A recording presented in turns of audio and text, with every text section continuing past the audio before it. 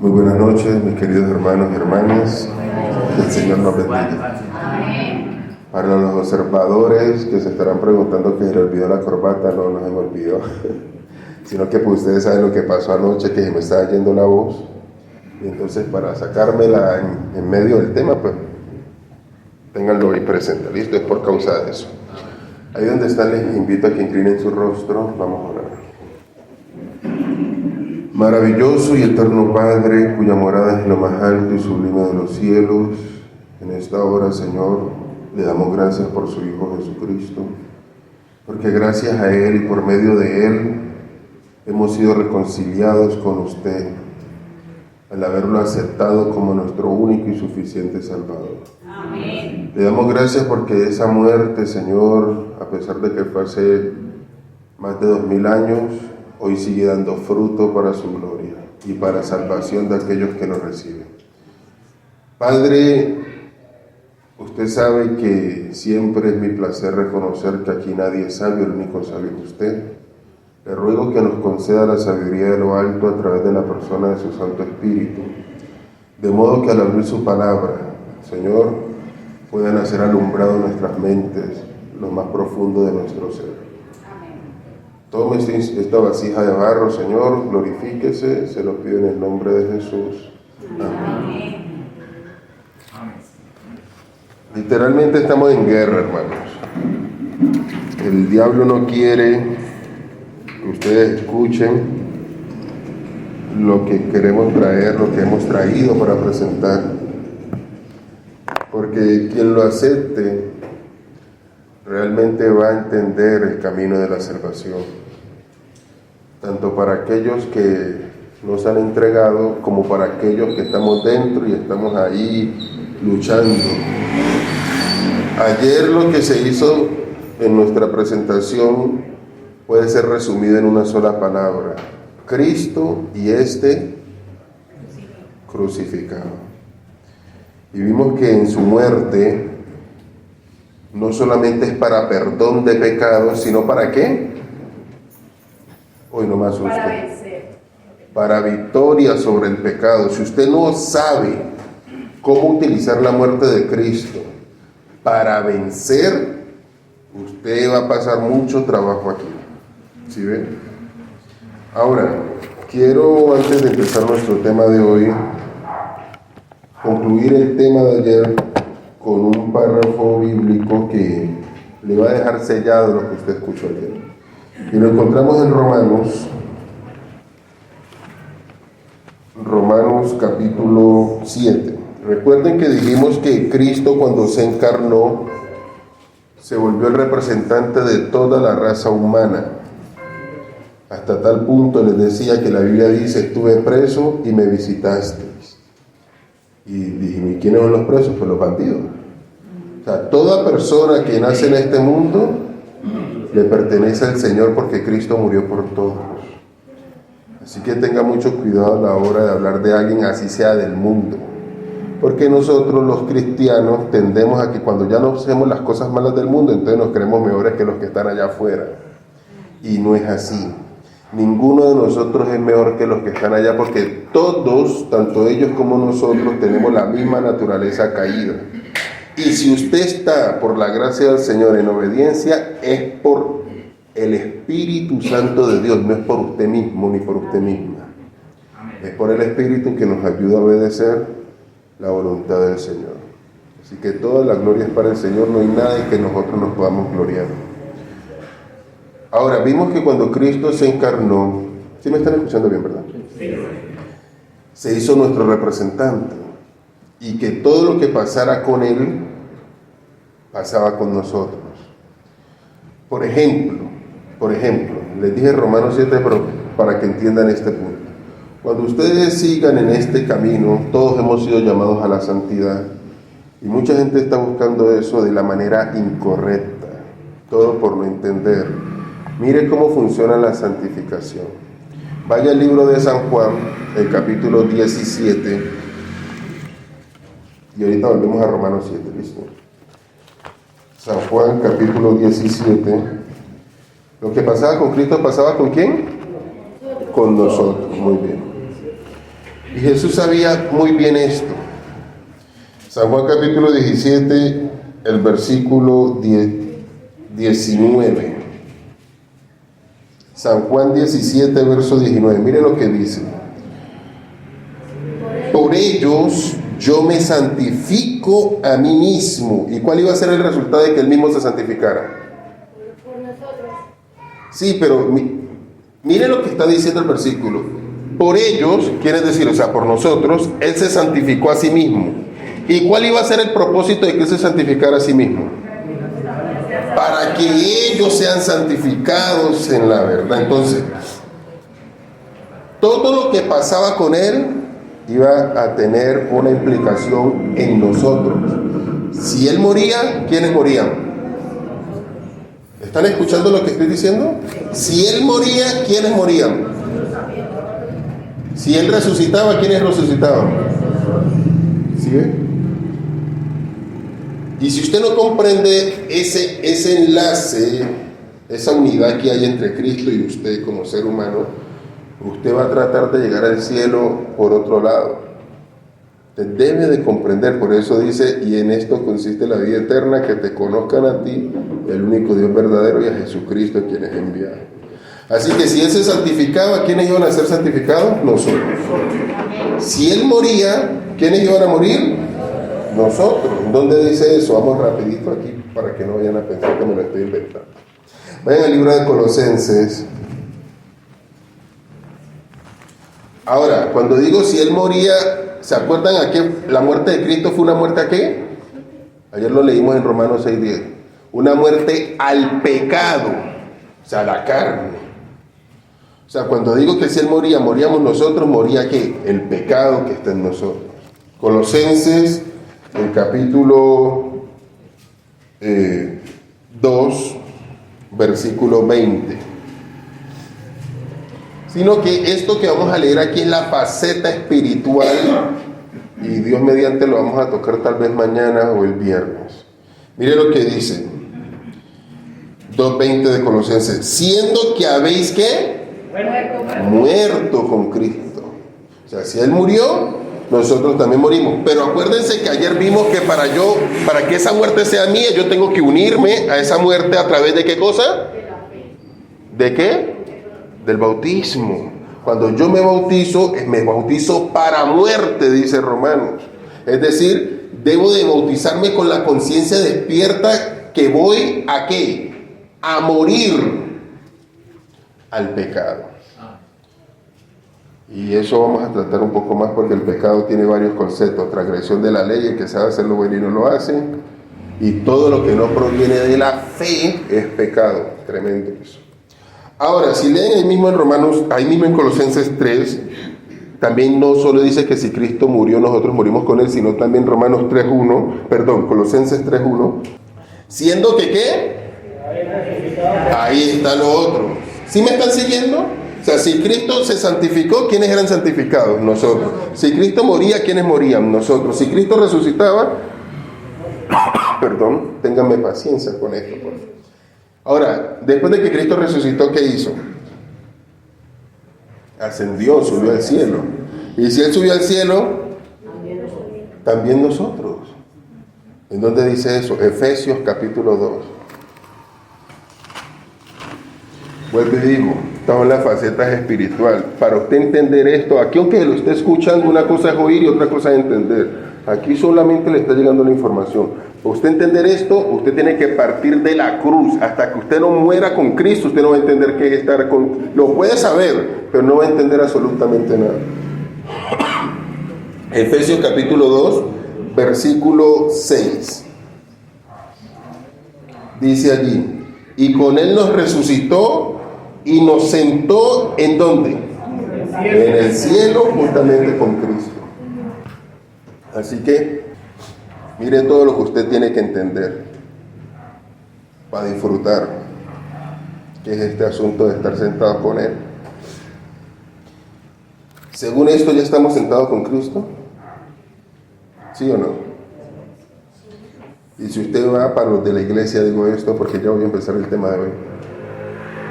La promesa para la Odisea, ¿cuál es? El que venciere, le daré ¿qué?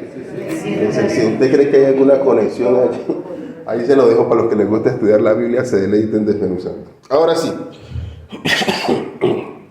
Ay, qué pena con ustedes, de verdad. Ahí nadie va a decir tranquilo, hermano, no me preocupe. Denme tranquilidad. ¿La salvación está en quién? En Cristo. Voy a toser durito para tratar de no toser más. Ok. Ahora, el asunto es que si usted se entrega a Cristo, usted ha entendido pues todo lo que estudiamos ayer. Y se supone que usted ya va a estar salvo, amén. Pero, ahora viene lo importante del tema de hoy. ¿En dónde yo debo de aceptar a Cristo? Porque sucede que si usted va para la iglesia católica, ¿hablan de Cristo? Si va para donde los pentecostales hablan de Cristo, en todo lugar hablan de Cristo. Entonces, ¿lo puedo aceptar en cualquier parte? Sí y no. Así que dése por bienaventurado de que si usted ya lo aceptó en la iglesia adventista, dele gloria a Dios.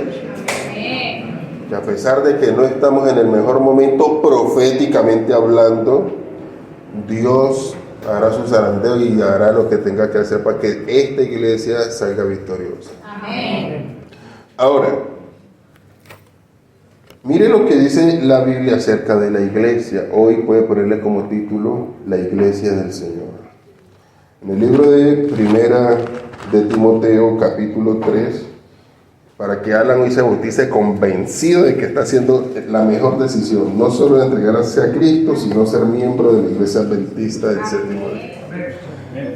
Dice en 1 Timoteo 3:15 lo siguiente: y si tardo, para que sepas cómo conducirte en la casa de Dios, que es ¿qué cosa?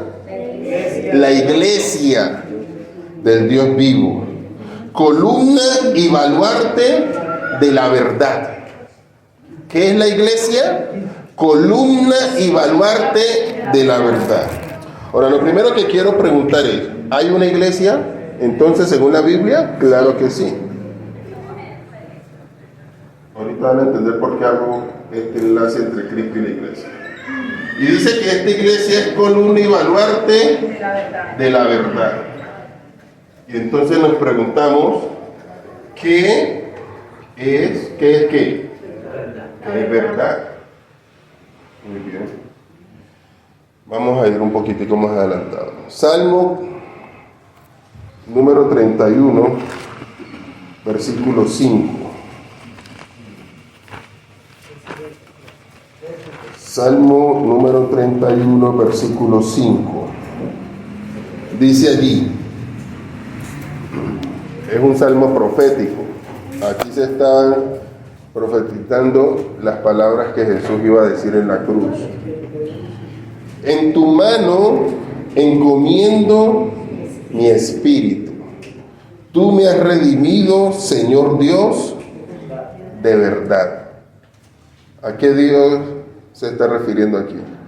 Al Padre, porque si fueron las palabras de Jesús cuando dijo en tus manos encomiendo mi espíritu, se está refiriendo al Padre. Es decir, que el Padre es ¿qué cosa? ¿Es qué? ¿Verdad? Porque allí dice Dios de qué? De verdad. O sea, nos estamos preguntando qué es verdad y la Biblia misma nos va a decir qué es verdad. ¿Listo? Entonces, el Padre es ¿qué? El Padre es verdad. San Juan capítulo 14, versículo 6, cita que conocemos de memoria. Entonces Jesús respondió, yo soy el camino. ¿Qué más es Jesús? La verdad y la vida. ¿Quién más es verdad? El Hijo. ¿Ok? Ahora en San Juan, el capítulo 15, el versículo 26, dice, pero cuando venga el Consolador, que os enviaré del Padre, ¿el Espíritu de qué? ¿Qué Espíritu es ese? El Espíritu Santo. Muy bien. Entonces, ¿el Padre es verdad? ¿El Hijo es verdad? ¿El Espíritu Santo es verdad? San Juan 17, verso 17. Aquí Jesús orando al Padre dice: santifícalos en la verdad, tu palabra es verdad. ¿Qué más es verdad? No, la palabra de Dios.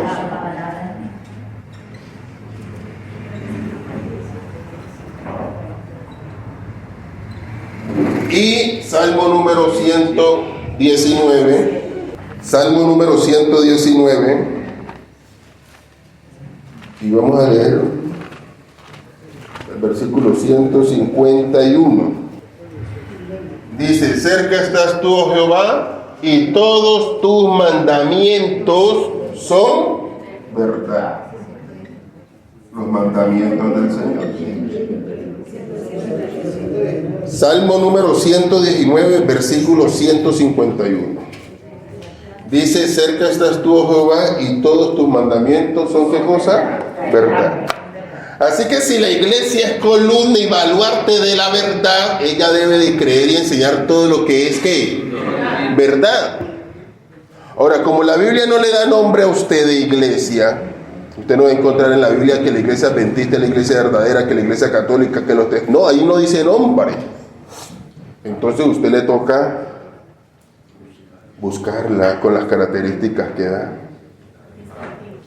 Y aquí nos está diciendo una, porque Timoteo 3:15 dice que la iglesia es columna y baluarte de la verdad. Aquí nos estamos preguntando qué es verdad y la misma Biblia nos está diciendo qué es verdad. Es decir, que la iglesia tiene que creer ¿en quién? En el Hijo, en el Espíritu, en la palabra toda, desde Génesis hasta Apocalipsis, porque hay iglesias que son del Nuevo Testamento, otras que son del Antiguo Testamento. Es mentira del diablo, la palabra de Dios es verdad, toda desde el capítulo 1 de Génesis hasta el último de Apocalipsis. Y por último, los mandamientos de Dios, tal cual como Él los dijo allá en Éxodo 20, donde están los mandamientos, incluyendo la observancia y santificación del día santo del Señor, el sábado. Ahora, es muy sencillo. Vaya con esto y métase a cualquier iglesia y pregunte: ¿aquí creen esto? ¿Aquí creen esto? ¿Aquí creen esto? Y en donde le digan en una... No, por ejemplo, que si usted va donde los testigos de Jehová, ellos no creen que el Espíritu Santo es una persona de la deidad. Ellos dicen que es una fuerza y ya. Pero pues la Biblia dice que el Espíritu convence, habla, se entristece. Son características de una persona, en este caso no una persona humana, sino pues obviamente divina, que es Dios. Así que quedarían descartados, porque si no creen en el Espíritu Santo como parte de la deidad, esa no puede ser la iglesia del Señor. ¿Me están siguiendo? Si usted va a cualquier iglesia evangélica, le voy haciendo el resumen. Algunas son unitarias, es decir, no creen que existen tres personas, sino que dicen que es uno, que se dividió en tres partes. O sea, que hizo, por ejemplo, los pentecostales unitarios, ellos dicen que Jesús es el mismo Padre. Es decir, cuando Jesús estuvo aquí en el cielo, allá no había nadie, porque Él era el mismo Padre que se había dicho. Eso es una locura. Porque Gino, entonces Jesús nos engañó, porque cada vez que oraba el Padre, ¿con quién estaba hablando si era el mismo? O sea, creer esas cosas sí es una locura. Así que quedan descartados. Y si usted va a cualquier iglesia evangélica, tal vez algunas, si usted va por ejemplo a la Cruzada Cristiana, cree en el Padre, en el Hijo, en el Espíritu Santo, la palabra de Dios y los mandamientos, no. ¿Por qué? Porque hay un concepto de que nosotros no nos salvamos por guardar la ley, que de hecho es verdad, sino que somos salvos ¿por qué cosa? Por gracia. Entonces ellos dicen que los mandamientos quedaron abolidos. Entonces, si usted le dice a un evangélico que usted guarda el sábado, le dicen: ay, usted todavía está bajo la ley. Venga, le voy diciendo un ejemplo una vez para que desbarate ese argumento en el nombre del Señor. Un ejemplo y después los otros temas le voy dando cita bíblica. Ahorita cante este ejemplo. Sucede que estoy en el colegio y en el colegio... En los tiempos que yo estudiaba, si usted perdía una materia en los grados 6, 9 y 11, perdía el año, le tocaba repetir. Ahora es que pueden perder hasta 5 y como que pasan derecho, qué cosa tan horrible. Pero en mis tiempos, perdí una materia en 11 y no se graduaba. Así que imagínense en este ejemplo.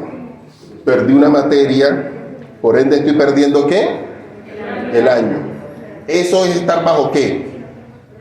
Bajo la ley, porque la ley es la que dice eso. O no, lo está inventando el profesor del colegio. La ley del Ministerio de Educación del Gobierno es la que da esa orden. Así que todos los colegios se someten a la orden que la ley constitucional dice en cuanto a la educación del colegio. Así que yo ya sé. Sucede que si yo pierdo la materia, la misma ley me dice que tengo que hacer que una recuperación. Me hicieron la recuperación y la perdí. Así que ahorita el profesor me dice, mijo, lo siento mucho, pero perdí el año. El único que yo me voy por allá a llorar. Creí, profe, no, mijo, no puedo hacer nada. Ya hice lo que la ley estipula. Usted perdió la materia, le hice su recuperación, la perdió el año. ¿La ley es mala por eso? El problema es mío. Porque si fuera malo, entonces ¿por qué los demás sí pasaron? El problema es mío, no es de la ley. Ahora, el profesor y ahora, este ejemplo no abarca toda la gracia. O sea, es una forma de decir la gracia nada más a nuestra limitación, porque no abarca todo lo que la gracia implica. Así que el profesor me ve, me dice, Vander, ven y no llores más, hombre. Dentro de una semana, mira, yo ya salí a vacaciones, yo ya era para pero bueno, voy a regresar. Dentro de una semana te hago el examen. ¿Yo merezco que me hagan ese examen? ¿No? ¿Cómo se llama cuando usted le dan algo bueno y no lo merece? Gracia. Ahí ya estoy bajo ¿qué? Bajo la gracia. La gracia que el profesor me está dando. Ahora, mi pregunta es, aunque ya estoy bajo la gracia, ¿tengo que ganar el examen para ganar el año? Sí. ¿Tengo que sacar según la ley la mínima nota de 1 a 5 es 3? ¿Sí o no? Sí. Sí. Es decir, la gracia no abole la ley, sino que la confirma. ¿Me están siguiendo? Porque aunque ya estoy bajo la gracia, si voy allá y pierdo el examen, ahora sí soy más digno todavía de perder el año. Más me lo merezco. Porque aún la gracia que me dieron no la aproveché. Pero el diablo se ha buscado la forma de engañar al mundo, y lo vamos a ver ahorita, si nos alcanza el tiempo, de decirle a las iglesias, por medio de las iglesias, que usted ya no tiene que guardar la ley porque está bajo la gracia. Satánico eso. ¿Vamos bien hasta aquí? Así que dele gracias a Dios de estar pisando la iglesia adventista y de haberse bautizado aquí. Ahora, ahí quedan descartadas todas las iglesias evangélicas. Le estoy haciendo el favor, si usted quiere vaya y pregunte, pero pues yo aquí me pongo iglesia por iglesia, no termino nunca. La única iglesia que le va a decir a usted esto, las dos únicas, son la iglesia católica y la iglesia adventista. Si usted donde el sacerdote le dice, sí, creemos en el Padre, en el Hijo, en el Espíritu, la palabra de Dios y los mandamientos, y aquí también. El problema es que la Biblia dice que Dios no tiene dos iglesias, sino una, es la paloma mía. Entonces, ¿cómo sabemos? Porque aunque ellos dicen que guardan los mandamientos, Mateo capítulo 15 nos dice qué clase de mandamientos guardan. Mateo capítulo 15, el versículo 8. Mateo capítulo 15, el versículo 8. Ahora, cuando estoy hablando de las iglesias, estoy hablando de las instituciones. O sea, la iglesia como institución, no de las personas, porque Dios tiene gente sincera allá, que ahorita les explico eso también. Mateo capítulo 15, versículo 8 dice, este pueblo me honra con sus labios, lo honran con los labios, pero su corazón está lejos de mí. En vano me honran. Ay, ¿usted sabe qué significa eso? ¿Alguna vez a las mujeres aquí alguien las ha tratado de cortejar y usted ha dicho, ay hombre, ya no me canse? ¿Sí? ¿Alguna vez la han tratado de conquistar y usted ya no más? O sea, es en vano que todo lo que ese hombre haga por usted no le va a copiar. Eso es en vano. O sea, esta iglesia puede hacer de todo, no va a servir de nada. Dice, en vano me honran porque su corazón está lejos de mí. En vano me honran enseñando como doctrinas mandamientos, pero ¿de quiénes? De hombres. Ahí está el problema, que no son los mandamientos de Dios, sino los mandamientos del hombre. Entonces usted va a ver que allá en la iglesia enseña a bautizar a los niños recién nacidos sin ni siquiera entender quién es Cristo, ni un niño inconsciente, ¿qué va a saber? La Biblia presenta que todas las personas que han sido bautizadas son conscientes de que necesitan un Salvador. Por ejemplo, Alan, que va a ser bautizado, ¿tú eres consciente de que necesitas a Cristo para ser salvo? Así de sencillo. Pero si fuera de 4 o 5 años, yo le haría la pregunta, y si me dice cualquier otra cosa que no es la respuesta correcta, yo le diría a los padres, no, todavía no, dejémoslo que crezca otro poquito, y ustedes le siguen enseñando, para que bautice ya con una conciencia como mínima, pues, que sabe que necesita a Jesús para ser salvo. Allá también le van a enseñar a usted que ore con un, ¿cómo es que llama el collar? El rosario. Y la Biblia dice claramente, cuando oréis no hagáis vanas repeticiones, como los gentiles que piensan que por su repetidera, palabrería es la palabra que usa también, van a ser escuchados. Y allá cogen bolita por bolita, y mi mamá es bien católica, y yo digo, mamá, ¿usted en serio hace yo que le estoy diciendo? Pero bueno, enseñan cosas que no son. ¿Mandamientos de qué? El catecismo. Y si usted lee los mandamientos en el catecismo, no son para nada los mandamientos de la Biblia. Allá en vez de decir, acuérdate de santificar el sábado, dice, acuérdate de santificar la fiesta. Vea eso. ¿Ve? Y borraron el primer mandamiento de no tener dioses ajenos ni postrarse ante imágenes, porque pues ellos enseñan eso. Y si borraban uno, quedaban con 9, entonces el último, que es no codiciarás, lo dividieron en 2. No codiciarás bien ajeno y no codiciarás la mujer de tu primo, pero el mismo mandamiento, no codiciar. Pero lo dividieron para tapar el hueco cuando borraron el 1. Así que queda descartada. Y la única iglesia que usted le va a decir que cree eso tal cual como está en la Biblia, ¿cuál es? Pongamos el nombre. Los escucho, que me gusta escuchar el nombre. Hombre, qué cosa tan linda. Del séptimo día. Creemos en todo esto. Hay más detalles que podríamos hacer de este tema más extenso, pero con esto le va a servir. Ahora, sucede que la Biblia resume, podríamos decir, estos 2 puntos. Voy a utilizar estas 2 citas en Primera de Juan, el capítulo 2. Voy a utilizar esta cita para entrar a explicar qué son estas otras iglesias como instituciones. Primera de Juan, capítulo 2, y vamos a leer el versículo 3 y 4. Dice allí: en esto sabemos que conocemos a Dios, si guardamos sus mandamientos. El que dice, ya sea una persona singular o sea un colectivo, sea una iglesia que representa a muchas personas, el que dice, yo le conozco. Ahora yo pregunto, ¿todas las iglesias dicen ser la verdadera? Sí. Si son de los pentecostales, ellos dicen, nosotros somos los verdaderos. Si son de los testigos de Jehová, ellos dicen, creen en los 144,000. Si usted va para cualquier iglesia, son la verdadera. Aquí dice que el que dice, yo le conozco, y no guarda sus mandamientos, es tal es que mentiroso, y la verdad no está en él. O sea una persona, o sea que una iglesia como tal. ¿Me están siguiendo? Amén. Ok. Entonces alguien diría, hermano, pero yo conozco a gente que sí creen en los mandamientos como los adventistas. ¿Quiénes son? Los judíos. Si usted va para Israel, no, ni mesiánico, un judío te cree en los 10 mandamientos. Entonces, ¿qué pasa allí?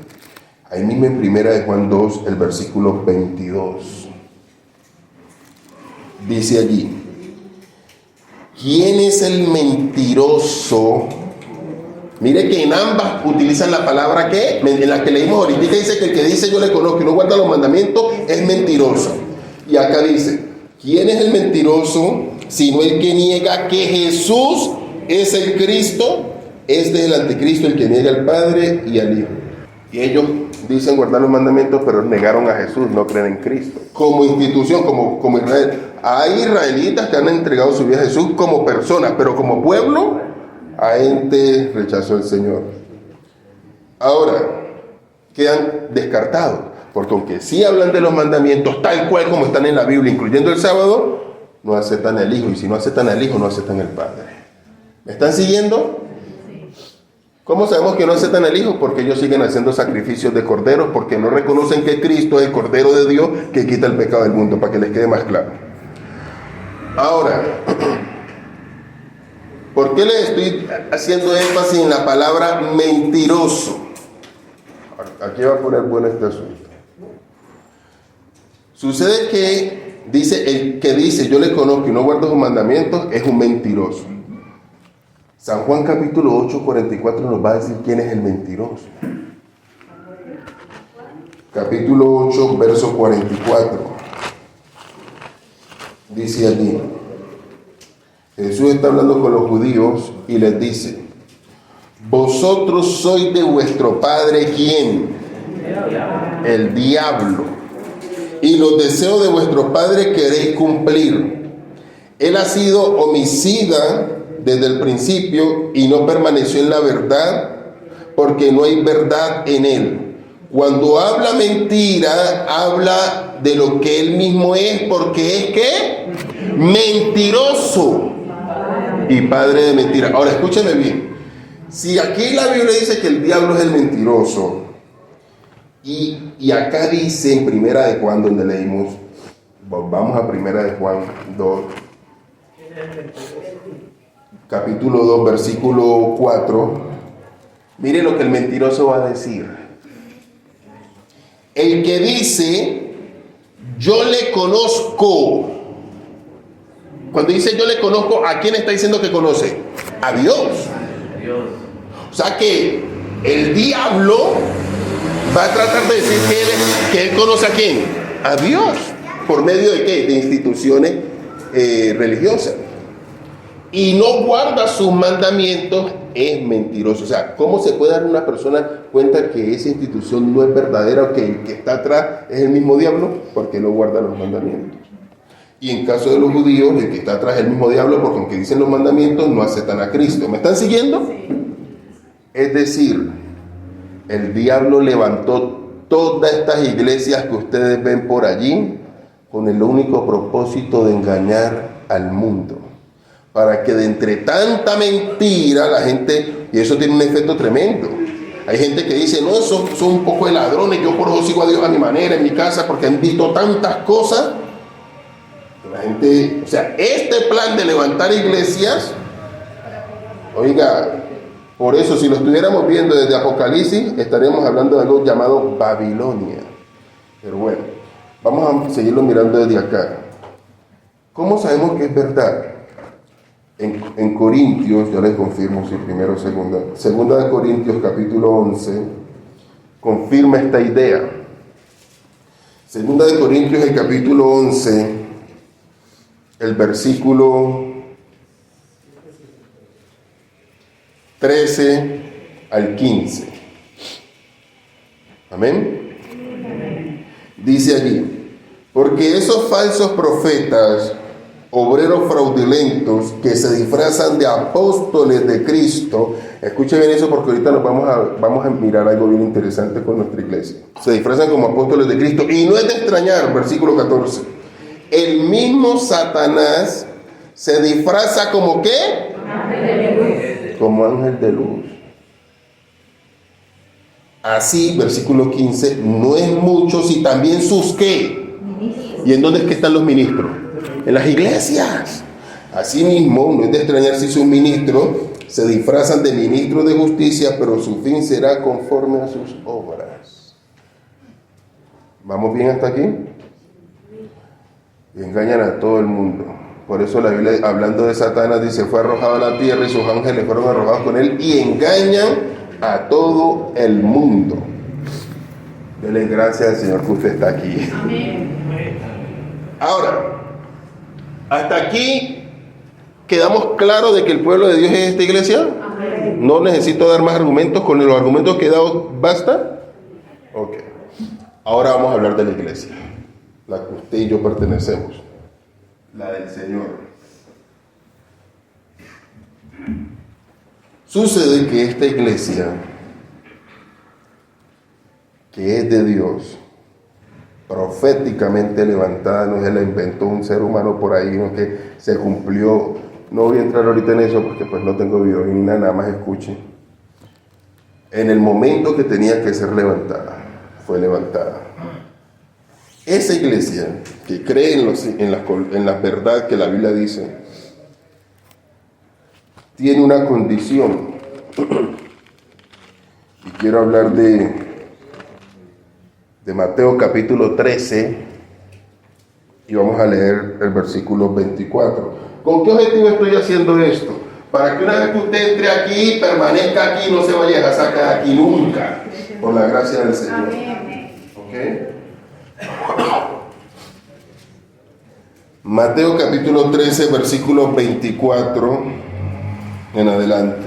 Dice allí: Jesús les contó otra parábola. Les dijo: el reino de los cielos es semejante al hombre que sembró buena semilla en su campo. Pero mientras sus hombres dormían, vino su enemigo y sembró cizaña entre el trigo y se fue. Y cuando la hierba brotó y dio fruto, apareció también la cizaña. Entonces vinieron los siervos del dueño y le dijeron: Señor, ¿no sembraste buena semilla en tu campo? ¿De dónde tienes cizaña? Y él respondió: un enemigo hizo esto. Los siervos le dijeron: ¿quieres que vayamos y la arranquemos? Él les dijo: no, para que al sacar la cizaña no arranquéis también el trigo, porque está muy pegado. Dice: dejad crecer junto lo uno y lo otro hasta la siega. Y al tiempo de la siega yo diré a los segadores: arrancad primero la cizaña y atadla en manojos para quemarla, pero juntad el trigo en mi granero. Ahora, ¿qué representa esto? Versículo 36. Entonces Jesús despidió a la gente y vino a casa. Allí se le acercaron sus discípulos y le dijeron: explícanos la parábola de la cizaña del campo. Él respondió: el que siembra la buena semilla es el Hijo del Hombre. El campo es el mundo. Bueno, se entiende que es la iglesia de Dios que está en el mundo. Y la buena semilla son los hijos del reino, y la cizaña son los hijos del diablo. Escuche bien lo que viene aquí la explicación. ¿Qué tiene? ¿Dios tiene una iglesia entonces? Sí. ¿Qué hay en la iglesia? Trigo y cizaña, es decir, hijos de Dios e hijos del diablo. Ahora usted no tiene que pensar aquí: ay, este es hijo del diablo. Preocúpese por usted no serlo. ¿Sí? Preocúpese por no serlo usted. Porque que usted no entiende la dimensión.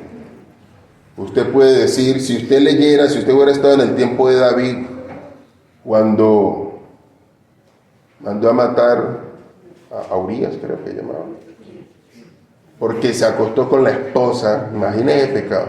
Cualquiera podría haber dicho: no, este man es un hijo del diablo. ¿Era hijo del diablo? No. Cometió un error y se arrepintió, aceptó el arrepentimiento que viene del Espíritu y fue perdonado. Así que usted no puede venir aquí a que porque alguien cometió un error decir: este es del diablo. Preocúpese por no ser usted ese hijo del diablo aquí adentro y déjele lo demás a Dios. Porque no tiene que ver tanto con obras. Sí, las obras valen, pero tiene más que ver con el espíritu que hay en la persona. Hay que usted no se meta en esos problemas y viva usted viviendo como Dios manda que tiene que vivir y deje que Dios se encargue del resto. ¿Vamos bien hasta aquí? Ahora, si están en la iglesia, ¿quiénes están en la iglesia? ¿Hijos de Dios y hijos de quién? Del diablo. No vaya a empezar usted ahorita: ¿y quién será hijo del diablo aquí en red? No, vaya a cometer ese error. Escuche, guárdese más bien usted de no ser, lo vuelvo y lo repito, guárdese más bien usted de no ser ese hijo del diablo. Ahora, si están en la iglesia, quiere decir que fueron ¿qué? Bautizados. ¿Sí o no? Ahora vamos a ver algo, porque sí hay características. Estoy diciendo para que usted se examine. San Juan capítulo 10. San Juan capítulo 10. Vamos a atacar algo bien sabroso aquí. Y me gusta hablar de esto que voy a atacar durísimo, para que si hay un hijo del diablo aquí de rebelde y que vaya. Cuando le tocan una fibra no aguantan, les crujen los dientes. Ustedes no vieron cómo cuando Esteban estaba ya hablando inspirado por Dios, empezaron a crujirle los dientes a los demonios. Son cosas que usted, a medida que vaya creciendo en la fe, usted va a ir entendiendo para tener discernimiento espiritual. San Juan capítulo 10 nos habla de algo muy chévere.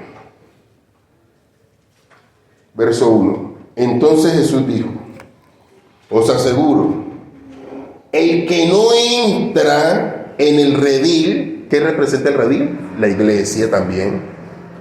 El que no entra en el redil de las ovejas por la puerta, sino que sube por otra parte, es ladrón y asaltante. Aquí comienzan algunas características. Ahora, ¿quién es la puerta? El versículo 7 dice: Jesús volvió a decirles: os aseguro, yo soy la puerta de las ovejas. Es decir, el versículo 1 está diciendo que los que entran a la iglesia y no entran por medio de Cristo, sino que entran por otra parte, ¿qué significa? Que se bautizaron, pero no entregándole su vida verdaderamente al Señor. ¿Me siguen? La característica de esto dice: son ladrones y asaltantes. Malaquías capítulo 3 me va a decir quién es un ladrón, para que vaya reconociendo, y ojalá usted no tenga problema, porque no, arrepiéntase, porque usted se metió por otro lado y no por la puerta. Malaquías capítulo 3 versículo 8, vamos a leer desde el 8. Dice: el que entra por otra parte y no entra por Cristo es un ¿qué? Ladrón. ¿Robará el hombre a Dios? Pues vosotros me estáis robando. Y preguntáis: ¿qué te estamos robando? Los diezmos y las ofrendas.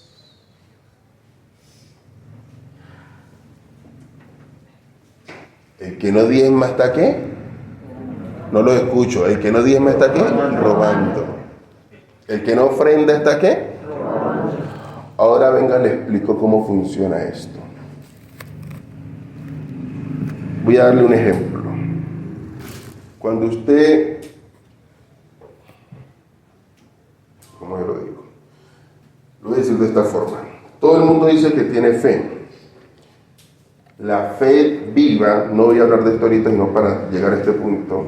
La fe viva dice: muéstrame tu fe sin obras y yo te mostraré mi fe por mis obras. Las obras es la obediencia.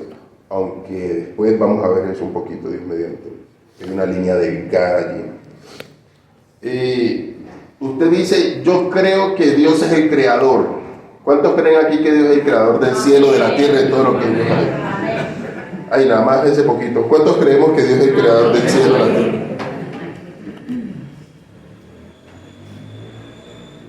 ¿Usted cómo sabe que realmente cree eso?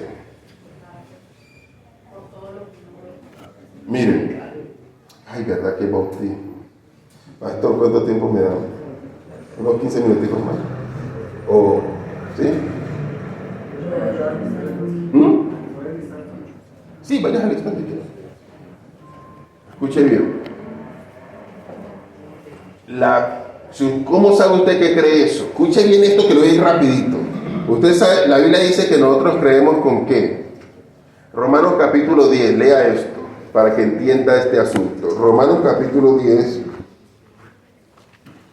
Qué linda es la Biblia cuando se explica ella sola. ¿Ya? Versículo 9. Romanos 10, 9. Dice: si con tu boca confiesas que Jesús es el Señor y en tu corazón crees, ¿con qué es que creemos?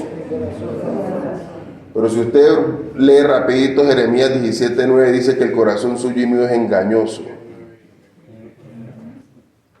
Entonces la pregunta es: ¿cómo sabe usted que sí cree de verdad y no que su corazón lo está engañando, haciéndole pensar que sí cree? ¿Me están entendiendo lo que les digo? Si aquí dice que con el corazón es que se cree, y Jeremías 17:9 dice que el corazón es engañoso más que todas las cosas y perverso, ¿quién lo conocerá? ¿Cómo puede usted estar seguro que usted realmente cree en Dios y no que su corazón lo está engañando? Porque los sicarios creen en Dios, según ellos. Hasta ahora han dicho que para que Dios les dirija y que la bala. ¿Me están siguiendo? Entonces, ¿cómo sabe usted que usted realmente cree? Escuche bien esto. Como Dios sabe esto, que el corazón es engañoso, entonces Él dejó algo para que usted y yo sepamos que sí creemos de verdad. Él dice, no creáis de boca, sino ¿con qué? Con hechos y en verdad. Si yo creo que Dios es el creador del cielo y de la tierra, hay una obra que demuestra que yo creo eso. ¿Qué obra es? Creación. No. Sí, obediencia, pero ¿a qué cosa? Específicamente a santificar el sábado. Porque en el mandamiento del sábado le está diciendo que usted cree que Dios creó todo en 6 días y reposó el séptimo. O sea, si usted dice que usted cree que Dios es el creador y usted no santifica el sábado, usted no está creyendo nada. De boca nada más, pero no está con hechos. De la misma manera, ¿cuántos creen que Dios provee? Amén. ¿Sí? Amén. Que todo lo que tenemos nos lo ha dado Él. Amén. ¿Cómo usted demuestra que cree eso? El diezmo y la ofrenda. ¿Qué dijo David? De lo recibido de tu mano, te doy. O sea, si usted dice que Dios es el que le provee todo y usted no diezma, usted no está creyendo nada. ¿Me están siguiendo hasta aquí? Usted debe de comprender bien este asunto. Ahora, cierro el tema porque no estoy hablando ahorita de la fe como tal, sino que estamos hablando de que una de las características de los que entran a la iglesia, no por la puerta que es Cristo, sino por otra parte, son ladrones. Es decir, específicamente van a tener problemas ¿con qué? Con la fidelidad en los diezmos y las ofrendas. Claro, no tienen amor al Señor y les va a doler entregarle a lo que es del Señor, porque eso es de Dios, no es suyo ni es mío. Ahora, usted trabaja, le dieron su salario. ¿Ese diezmo de quién es?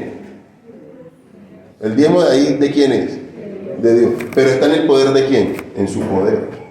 Usted decide si hace lo correcto y le devuelve a Dios lo que es de Dios o se lo coge. De hecho, uno de los puntos que me encanta de esta iglesia es que si usted no diezma, la iglesia, el pastor, los ancianos le van a enseñar, o nadie lo va a obligar a usted aquí a diezmar, o allá usted con Dios. Lo único que no, es que solo los que no diezman no pueden tener cargos. ¿Cómo va a tener un cargo? Va a ser líder de la iglesia alguien que no diezma. O sea, no está dando fidelidad a la grey. ¿Me están siguiendo también? Sí. Pero si no tiene cargo y es miembro de la iglesia, si quiere no diezme, nadie le va a decir nada a usted. Nadie lo va a obligar. Allá usted con Dios. Pero, sépalo, que va a meter en problemas serios, porque eso es del Señor. Y entre la lista de los que no van a ser salvos dice, los ladrones no entrarán en el reino de los cielos. ¿Okay? Mañana les toca un tema que tal vez le va a dar gozo de devolverle a Dios lo que es de Dios. Mañana le voy a compartir algo para que se deleite. Ahora, la otra característica, la primera es que esos que no entran por la puerta, sino que suben por otro lado, o sea, fueron bautizados, ya son de la iglesia, pero no entraron por la puerta que es Cristo. Suben por otro, se meten por otro lado. Primera característica, que son ¿qué? Ladrones. ¿Qué tiene que ver con ladrones? Van a tener problemas con diezmo y ofrendas. Segundo, asaltantes. ¿Qué es un asaltante? Va y coge. Asaltar es también una especie de robar, pero en este caso, escúcheme bien, el objetivo del diablo es robar lo que Dios ha tratado de ganar. Es decir, van a coger lo que Dios realmente ganó. Es decir, lo que sí entró por la puerta. ¿Me están siguiendo? Vamos a Primera de Juan. Primera de Juan, el capítulo 2. Y vamos a leer versículos 18 y 19. Hijos, ya es la última hora, y como habéis oído, el anticristo ha de venir. Aún ahora han quedado muchos anticristos, por eso sabemos que es la última hora. Salieron de entre nosotros, pero no eran de nosotros. Si hubieran sido de los nuestros, habrían quedado con nosotros.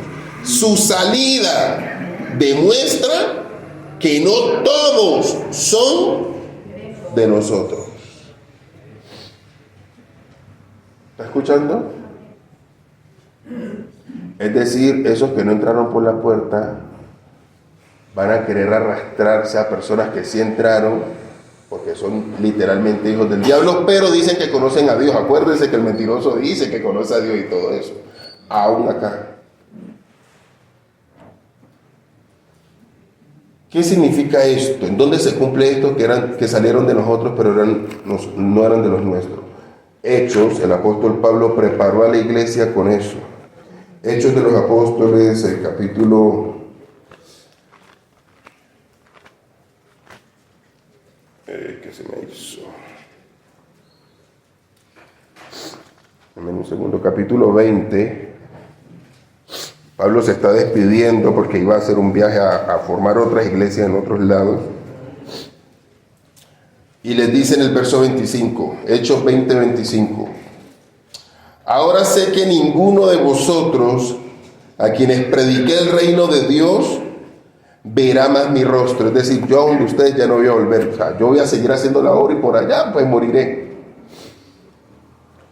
26. Por tanto, declaro hoy que soy limpio de la sangre de todos, porque no me rehusé a anunciaros todo el designio de Dios. Mirad por vosotros y por todo el rebaño en medio del cual el Espíritu Santo os ha puesto por obispos, para apacentar la iglesia del Señor que Él ganó con su propia sangre. Si ven a los que ganó, que entraron por la puerta. Sé que después de mi partida entrarán entre vosotros lobos rapaces que no perdonarán el rebaño. Y de entre vosotros mismos se levantarán hombres que enseñarán cosas perversas para arrastrar ¿a quiénes? A los discípulos, es decir, a los que sí entraron por la puerta. Por yo les decía que me parece tan raro que estando esto escrito, porque esto ya se ha cumplido. Es la primera vez que yo vengo acá, pero yo sé que acá en Restrepo se han levantado bastantes movimientos disidentes. Y acá, si no estoy equivocado, acá no fue lo de la vara del pastor. ¿No fue por acá en esta zona? Hace ratico ya. Y una cosa bárbara que afectó a la iglesia o quedó prácticamente vacío. Escuchen bien. Y en esto cabe todo el mundo, hasta pastores. Un pastor se puede torcer. Y si usted no entiende por qué está aquí, usted se va a meter en esta lista. Hombre, si usted ya sabe que está escrito y esto llega a pasar, ¿cómo se va detrás de alguien si usted estaría cumpliendo esta palabra? ¿Me están entendiendo? Ahora, usted tiene que ser muy ágil y tener discernimiento. Primero, acuérdense que el mentiroso dice yo conozco a Dios. O sea, no se van a parar aquí diciendo cosas de una vez duras, no. De hecho, si usted analiza el espíritu del diablo, escuche bien, el diablo se le acercó a Jesús. Mire esto, mire que el diablo es astuto. Pregunta, ustedes como adventistas, ¿cuál es la norma para hacer obra misionera? ¿Hacerlos primero qué? Amigos y mostrar que queremos ¿qué cosa? El bien. ¿Ustedes saben que el diablo también usa lo mismo? El malvado ese sabe que las estrategias de Dios funcionan, entonces intenta copiarlo. Sucede que Jesús iba a ir para la cruz y se le apareció su discípulo Pedro. Y pensando en el bien de Jesús, Jesús dijo: vea, me va a tocar morir. Y el diablo viene y le dice: jamás te ocurra eso. ¿Está mostrando qué cosa? Preocupación por él. Y Jesús le dijo: apártate de mí, Satanás. Pregunta: ¿cómo pudo Jesús discernir en medio de la buena voluntad que Pedro estaba mostrando que era el diablo que lo estaba usando? Porque lo que le estaba diciendo era contrario a la voluntad de Dios, que no fuera a la cruz. Eso le permitió discernir. ¿Sí me están siguiendo? O sea, me está mostrando buena voluntad y aprecio, preocupación, pero lo que me está diciendo es que yo no haga la voluntad de mi Padre. No es del diablo, apártate de mi Satanás. ¿Cómo usted puede discernir esto? No quiere decir que ahorita si alguien le está haciendo bien a usted. Por ejemplo, a mí me han atendido bien aquí en esta iglesia, la hermana, el hermano, todo. Y yo no voy a ponerme ahorita como con esa malicia que era que me está dando. No.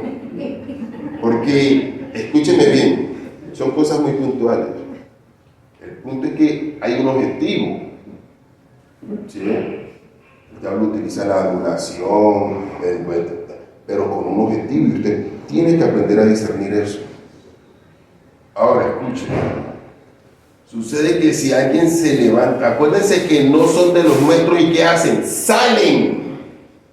Así que le puede estar mostrando preocupación, buen interés, buen de todo, que quiere el humor para usted, pero si después la invitación es: hay que salir de aquí, el diablo mismo. Porque del único lugar que Dios manda a salir se llama Babilonia, que son todas estas iglesias que el diablo montó. De allá Dios tiene gente sincera en la iglesia católica, en toda esta iglesia, que van a escuchar esta verdad y van a venir. Y los hipócritas de acá, Dios nos guarda a nosotros, que no hayamos sido fieles, los va a sacar de aquí. Punto. Esa es la verdad bíblica. ¿Me están siguiendo? ¿Quién lo dirigió usted a esta iglesia? El Espíritu. Si a la final usted se sale de aquí, entonces usted está diciendo que lo que yo no fue el Espíritu Santo y el diablo. ¿Me están entendiendo? Y no, que si uno lo discierne, una vez no se da cuenta de la magnitud de cosas que hace. Así que así se levante alguien con buenas intenciones, que hacer favor, de aquí no se salga nunca en el nombre del Señor. Amén. Aquí. Y lo digo con celo. Una vez yo tuve unas conferencias, se bautizaron personas, y después me encontré una persona de la que se bautizó en la conferencia. Me dice: mira que por allá en mi casa hay otra iglesia adventista.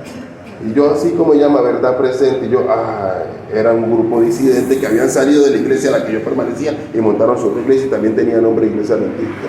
Y claro, como salieron de los otros, manejan las mismas cosas. Se buscaban los folletos de escuela sabática, se buscaban. Y ella recién nueva, ¿qué va a discernir? Me tocó con mucha cautela irle explicando, irle diciendo suavecito, pero se arrastraron mucha gente. Por favor. Y el que levantó esa iglesia era un predicador tremendo. Quédense aquí siempre hasta que Cristo venga. Amén. Permanezcan aquí. ¿Ustedes hemos entendido el tema de hoy? Amén. ¿Cómo se llama la iglesia del Señor en esta tierra? ¿En dónde vamos a permanecer hasta que Cristo venga? Cierro con este versículo. La iglesia no salva a nadie, pero el que salva los mete a su iglesia. La iglesia no te salva, pero el que te salva, aquí te mete. Con esta cita cierro. Hechos de los Apóstoles,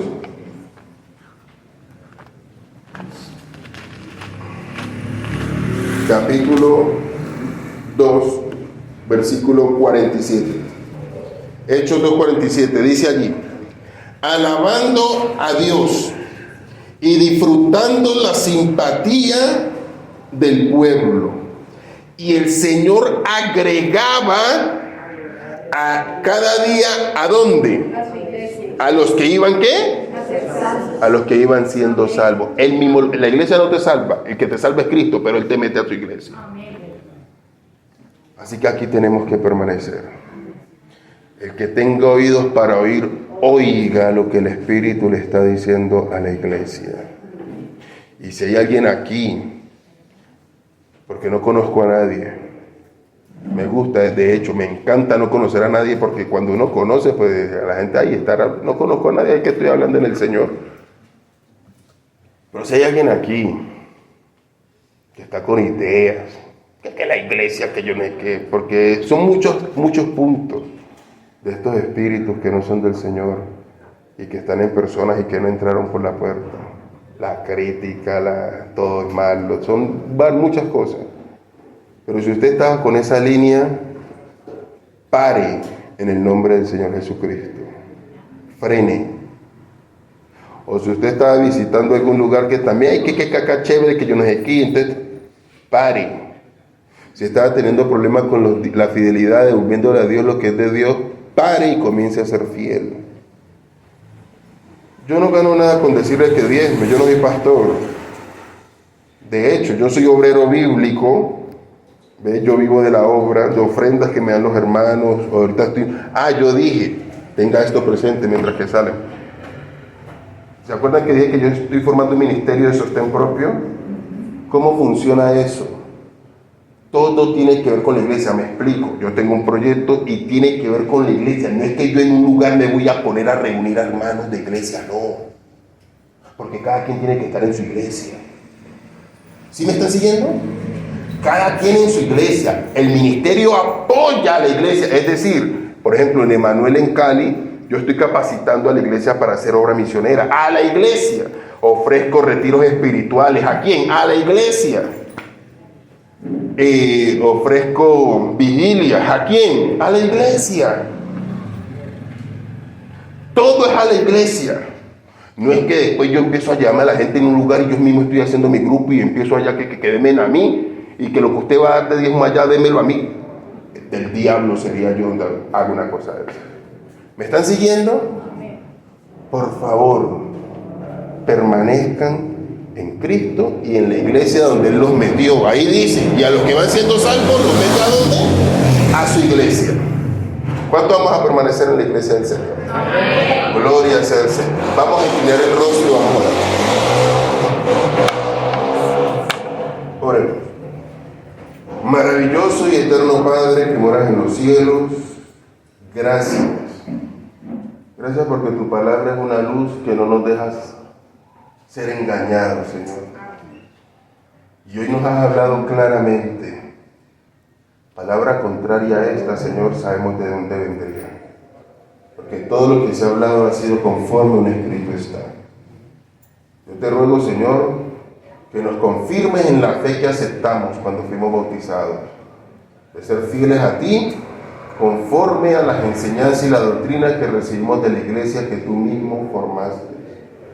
Yo te ruego, Señor, que la palabra que ha sido trazada en esta hora no vuelva a ti vacía, sino que germine en cada corazón que la recibió y se puedan ver los frutos en esta tu iglesia.